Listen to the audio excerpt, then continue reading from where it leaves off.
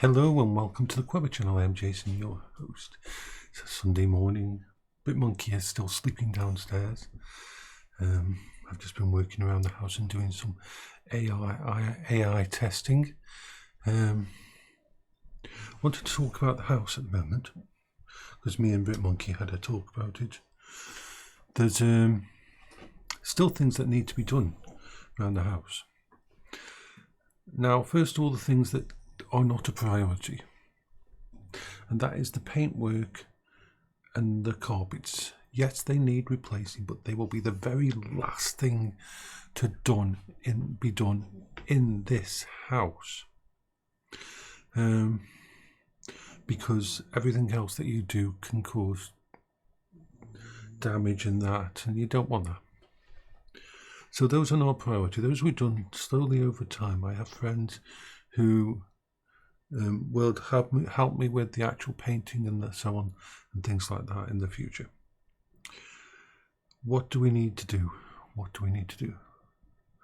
Well, the first thing is there's some stuff I'll need to get someone in to have a look at the structure of the house. A lot of the cracks in that we've seen. See, when a house is built and a while after it settles and that, but a house that was built in the 1920s should have already pretty much settled as much as you can. So let me show you what I mean by that. We've got parts of the ceiling in a couple of rooms where the wall has started to separate from the roof. Now, let me just stop that. This could be a symptom of what happened. You know, we noticed that one of the things we had to fix last year was the eaves, because all the boards around the roof underneath were rotten and they all had to be replaced because they hadn't been maintained, and so therefore wind could get underneath the roof and in theory could have lifted the roof off in the worst case scenario. So this might have happened as that kind of thing. But it could also be a structural thing. So let's properties.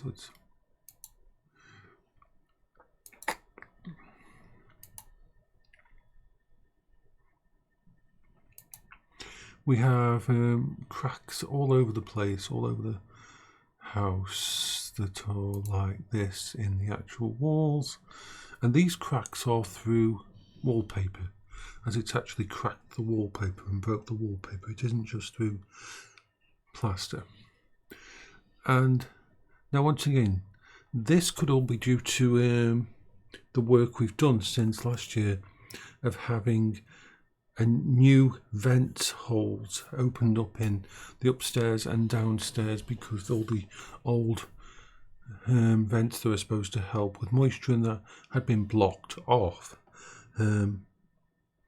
So it could be to do with the drying of the plaster and things like that underneath things. We don't know.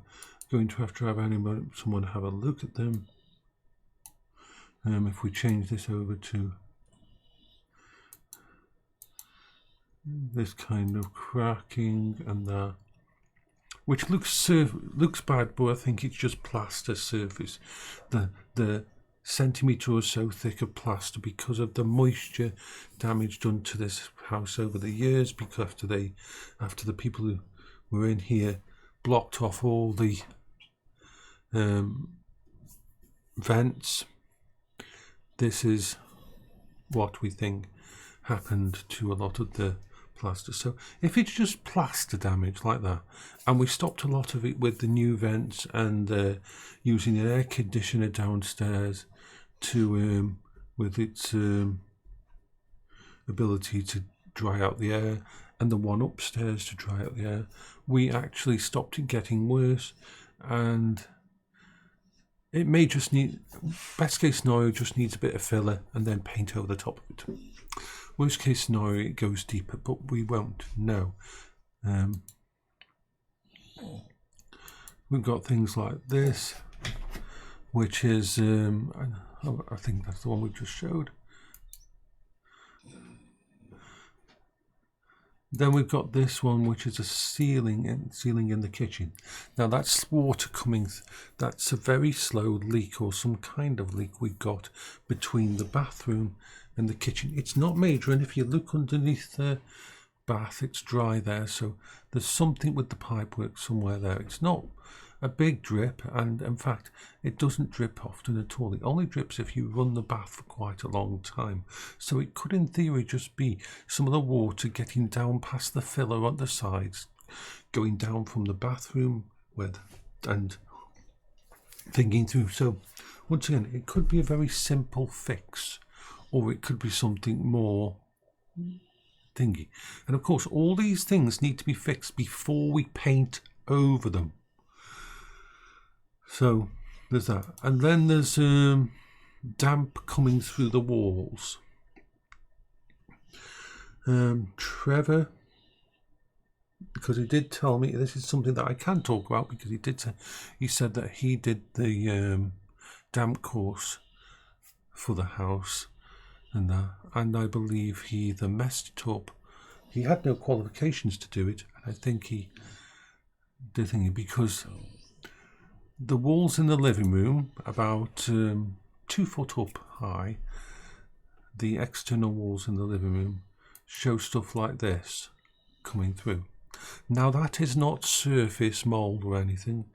That is discoloration and damp coming in from beneath the paint. So once again, can't paint that until it's been looked into to see what it is.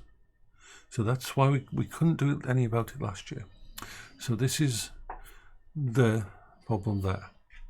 There's a couple other places in the living room which show this kind of problem, which we believe is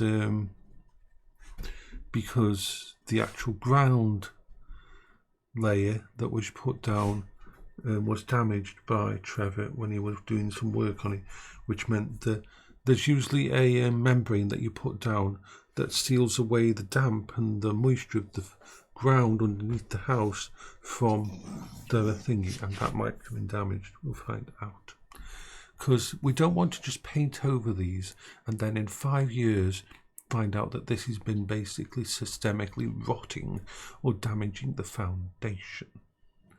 That's the important thing. And then comes the last big job. You know how we had to replace the boiler and the entire heating system, combi boiler and heating system? Well, the one thing we could not afford to replace was the radiators themselves. And we were going to have new valves on the radiators, but when the people came out to have a look at them and have a good test of the radiator, we found that there was rust damage and physical damage, because of course the radiators had been kicked and that. So multiple radiators around the house were damaged. Let me see if I've got a good picture. I've got a good picture of that. So let's, and it's, now that isn't just surface rust, they've been checked, but they say we were certain that it would be okay for one more use, one more winter. But this year really we need to replace the actual radiators around the house. It's the only part of the system that wasn't renewed, because they said they weren't going to add new valves to the system, but when they checked the radiators, they said there's a chance that if we actually put new valves on, that the seams in these radiators will split. So we didn't go ahead with that. So that's one part.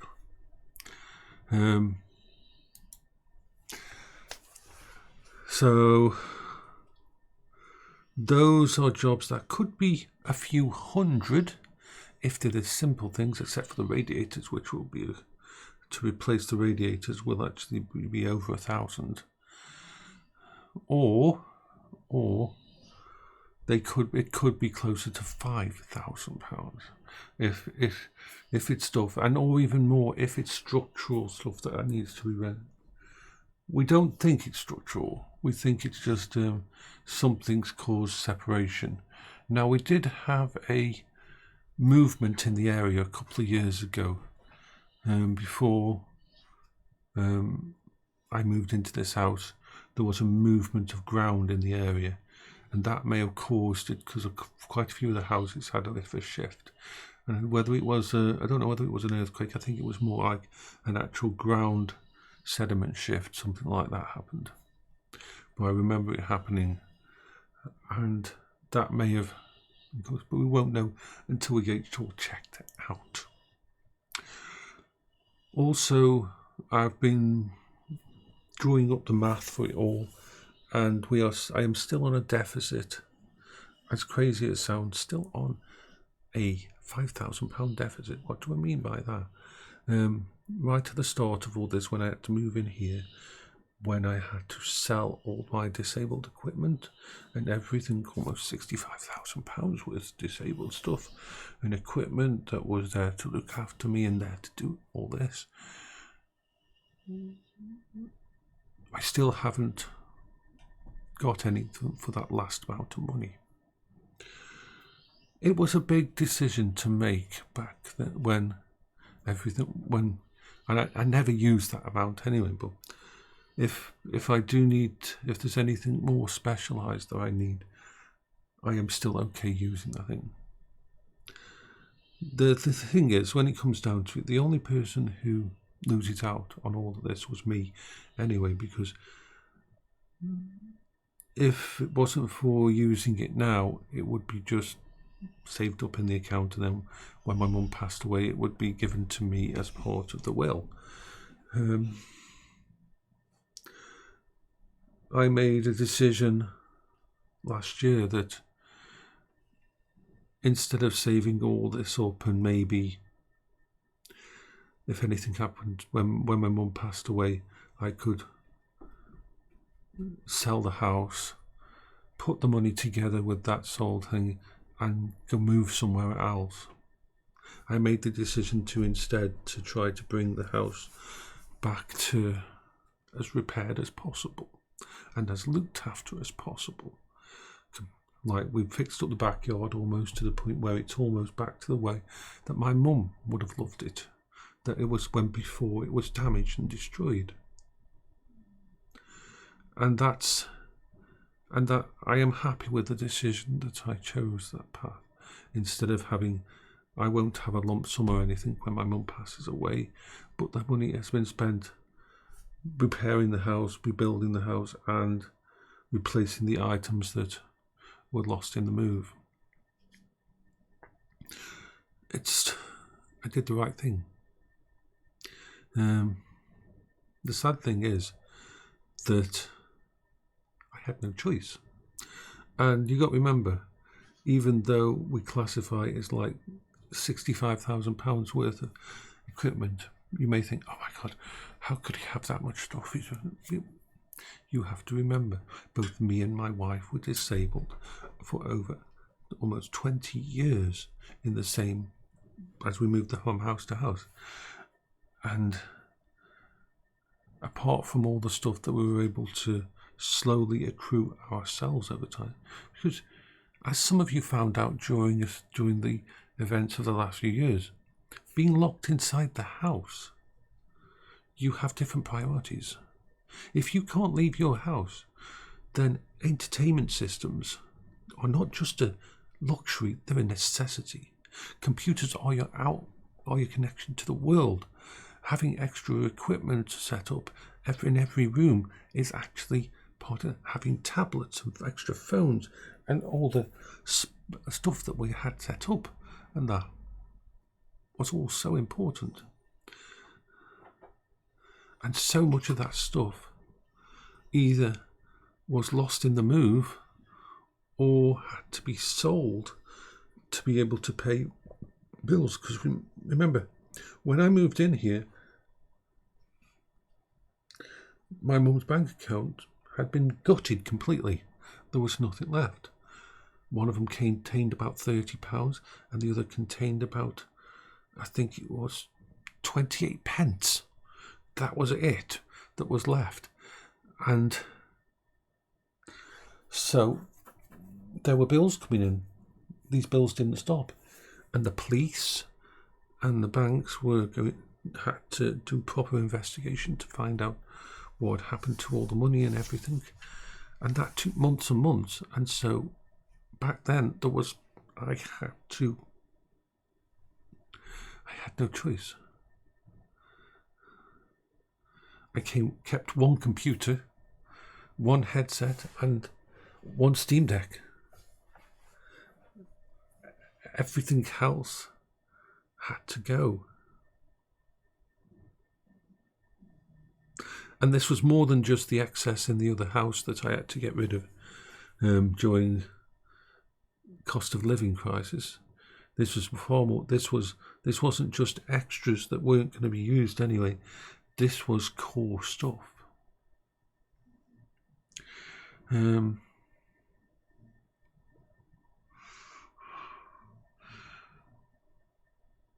It's crazy. But yeah, that's the situation we're in now.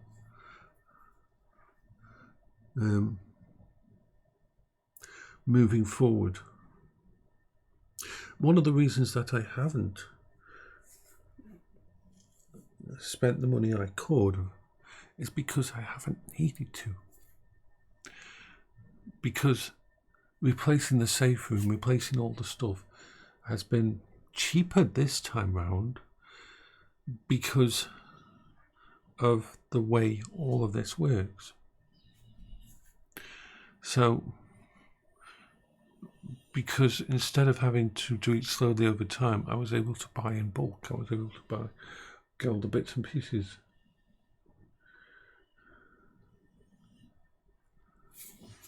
And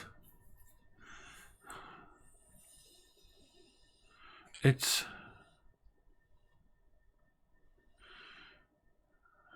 been a hard year, but also a very good year. I mean, I've got people like Brett Monkey who can come and visit me now.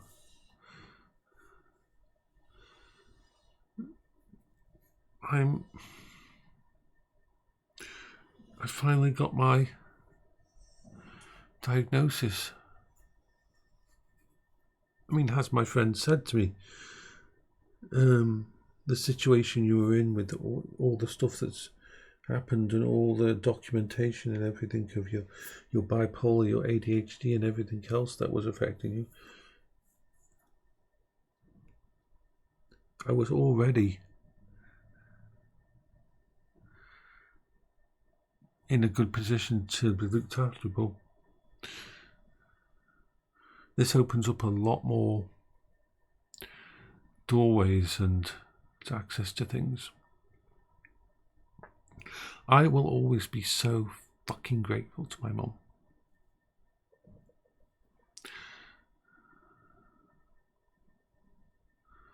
My mum basically rebuilt that house next door so we could live in it, me and Paola.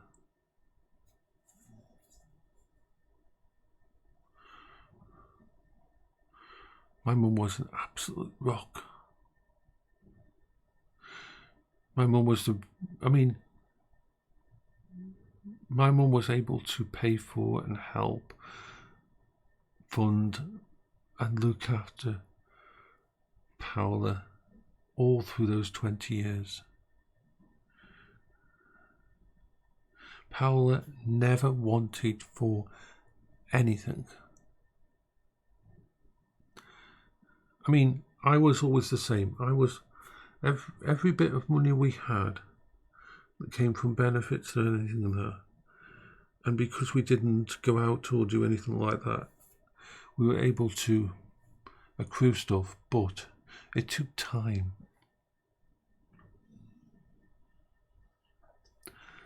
My mum would actively go through all the crafting shops in town and find new crafting things for Paola to try.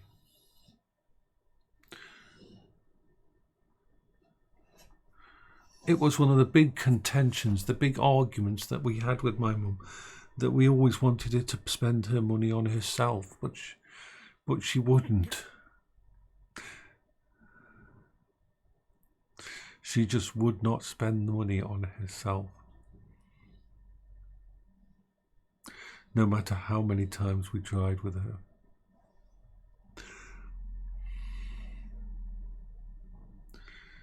So the lion's share, I mean, I was able to innovate. I went out at night on trash day, and I walked the streets late at night, at midnight, looking for stuff that people had thrown out, like radios and TVs and things that I could fix and we could use.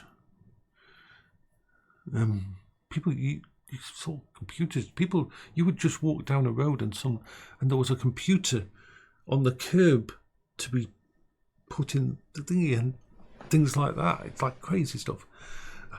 That's where a lot of my stuff came from, because we were on benefits, so we didn't have the money to do all of the big stuff. But my mum was always buying stuff for us, even when we told her not to.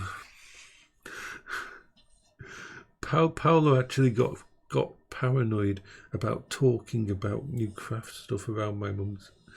Because my mum would, if she make it her duty to find stuff, it's like Paola had automated big Zing machines and crafting machines, and almost like a CAD system, like the computer-aided design, but for cards and for wood and for plastics. And for me, these great big machines, she had big machines, because she had an entire room in the other house set up with specifically tables all the way around that room for Paola's crafting stuff. So she had big machines on there that connected to the computer and that. And those were all bought for by my mum. So that because as her hands got damaged, as the medication slowly destroyed and caused the arthritis and damaged her skin and that, Paola was a crafter and an artist, still wanted to do all those things. So my mum bought all these items so she could still do it she couldn't fold cards and that herself. So she had a card folding automated machine and all these things, thousands upon thousands of pounds worth of stuff like that. And at the same time, my mum bought and paid for the whole internet infrastructure, the network attached storage drives and everything, so that we always had all those things. We were very, very lucky to have my mum who did all of this. I didn't do that. I couldn't afford to do that.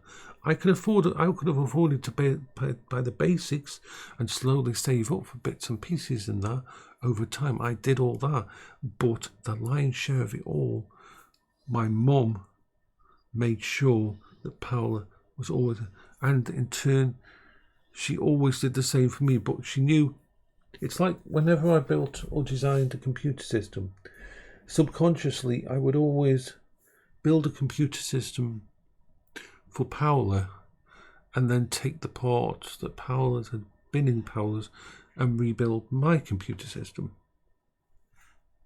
which pissed Paola off a lot,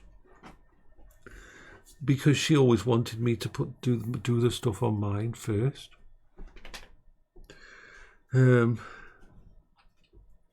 So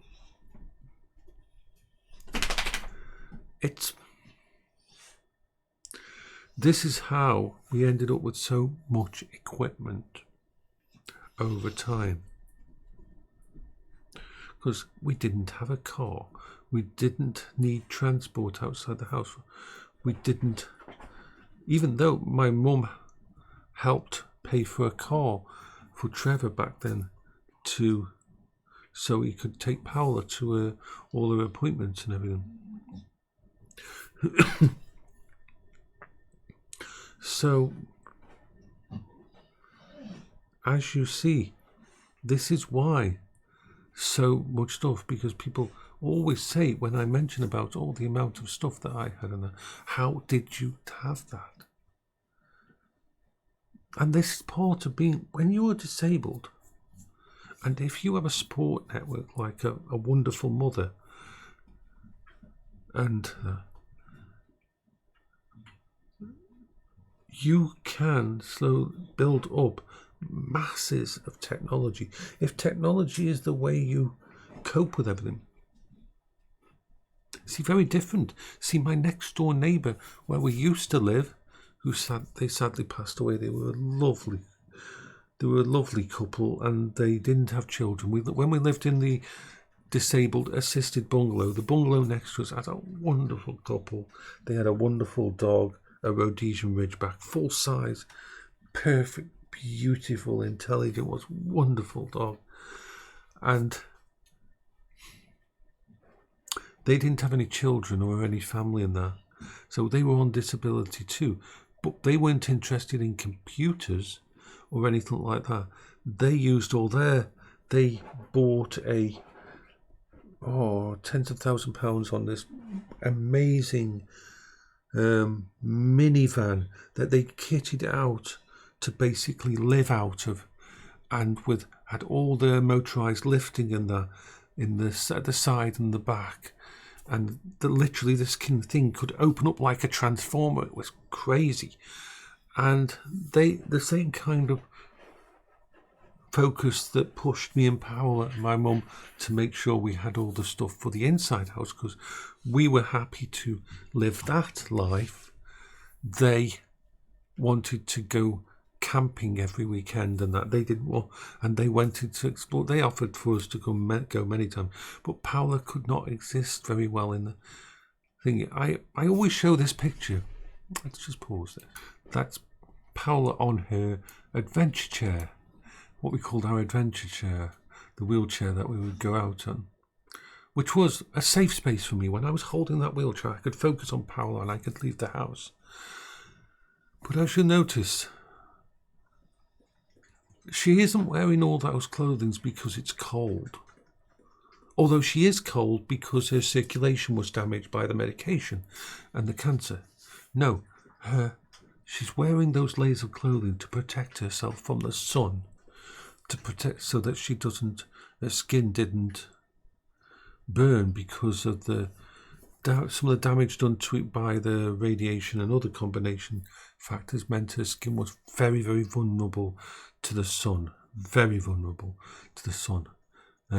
So we did exploring together and that when we could. And we were we started going out.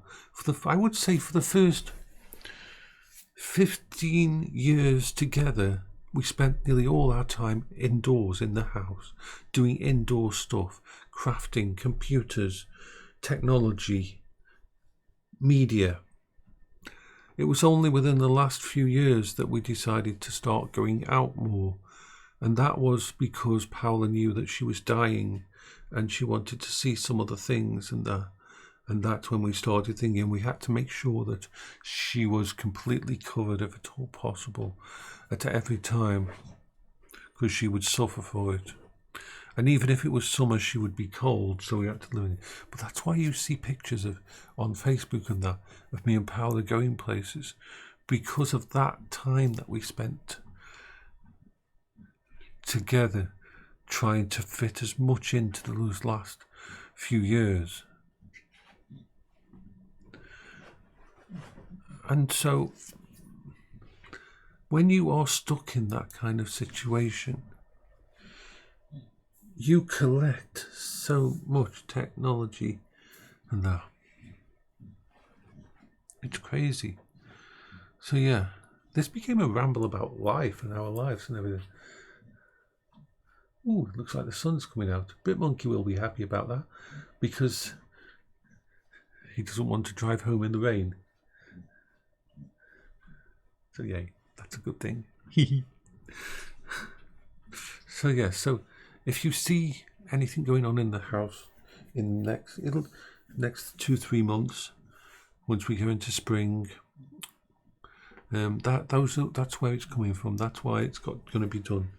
The last few little bits and pieces, which hopefully will be little bits and pieces. That none of the stuff we find out about the house will mean major work on it, because then we just have to wait and be aware of it. So I will say bye-bye for now. This is Jason for the Quebber channel. This has been a long-ass video. Oh, one more thing. Beryl had a nice meal this morning and managed to eat everything. And last night we ordered a takeout, so Beryl had lots of doner meat. I wanted to add something else as well. I'm doing a one video about everything. Huel is brilliant. So brilliant to me that I am so lucky to have that with my GERD, with my problems with my stomach and everything. Because as long as I have my Huel drink in the morning, my breakfast and my lunch, it just seems to prime my gastric system for things to go through quicker. So I can have a bit of pastry, I can have chips, I can have the stuff that I can't normally have. I can have a full potato meal. I can order stuff from outside. I can eat sweets. Now, it's not a cure, because even now, if tomorrow, instead of doing my normal Huel at 7 AM and Huel lunch at 11 AM, I would, if I instead tried to eat a normal meal for breakfast and do a normal day's thing, I would be so fucked, really so fucked. I would have acid in my throat, I would have trouble lying down, I would have repeated gas, I would be terrified to sit down even, because of the amount of acid that would build up.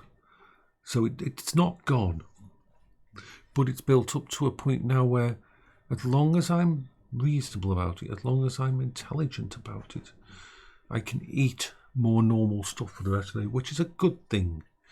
The Huel helps with all the nutrients in there and everything, so everything is working well. So this is a long ass video. I don't know what time that BitMonkey's going to wake up. This is a big dichotomy between BitMonkey and me. When he comes stairs, I'm up at like 6 AM in the morning, no matter whether it's a Sunday, Monday, Tuesday, Wednesday, and I'm on the go as soon as I get up, doing all my bits and pieces and trying to keep my brain occupied as much as possible, so I don't go down in bad positions. And he's like still asleep now, and it's 11 AM. which is awesome. He's a wonderful person.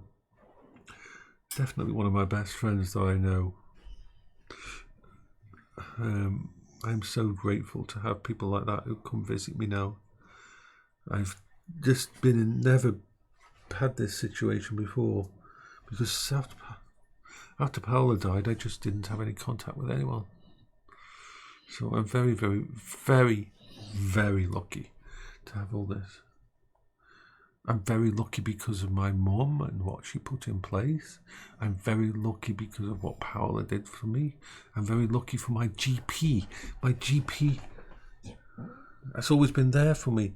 And even though GPs can't make the decisions and qualifications to do with your autism or bipolar or whatever, they've been there for me, and they've always provided this network of, we'll come out and see you, instead of you having to come to an appointment at the thingy, or we'll arrange for a video call so you don't, or a phone call for your thingy in case, so that you don't have to make your way to the places and that. All of that has been brilliant. And on the bank side, the bank has been very supportive, and other places have been so supportive of me. I am very, very lucky. I'm very lucky that when it came to my original assessment for disability and everything, it went through so cleanly and and well without having to go through appeals. I'm very lucky. I mean, I say I'm lucky, and then we know all the stuff I've gone through. We don't have to go through all those again. And some people think that was so hard, all the stuff that I went through. But at the same time, it's like, I'm here now because of all these situations, because of all the people around me, because of all the people I appreciate, how they've been with me.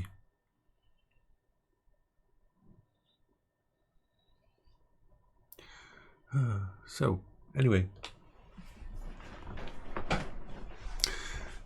long ramble. So, bye-bye for now. Oh, yeah, just wanted to check. Bertie's paw is pretty much perfect now. Yep, no pain there, no thingy. It's got a little tiny mark in the centre, but apart from that, it's healed up perfectly, and Bertie is fine. And like I said, Beryl's had food this morning and last night, so that's good for her.